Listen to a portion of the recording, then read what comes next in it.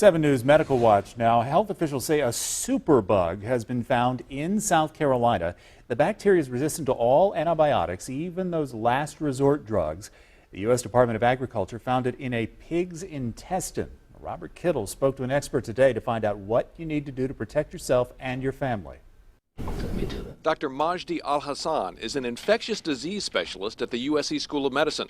He says a drug-resistant strain of E. coli has now been found in South Carolina, a strain that's especially dangerous because it's immune to last resort antibiotics.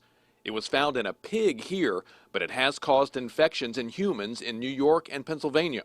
It's more important to know why these strains of bacteria have been emerging. It's really antibiotic use. So antibiotic resistance has been closely associated with antibiotic consumption.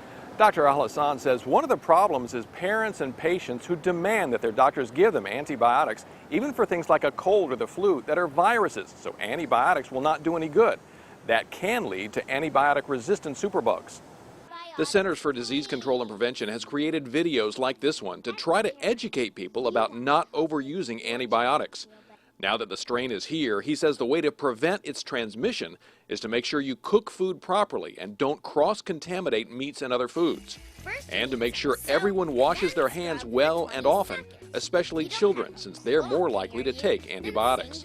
Observe the children every once in a while by parents when they wash their hands, make sure they thoroughly wash their hands with soap and water, 30 seconds of soap and water to make sure these bacteria will not transmit to other family members or other school children. In Columbia, Robert Kittle, 7 News.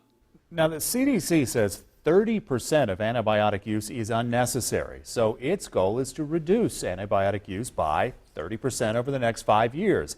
That should reduce the amount of antibiotic-resistant bacteria.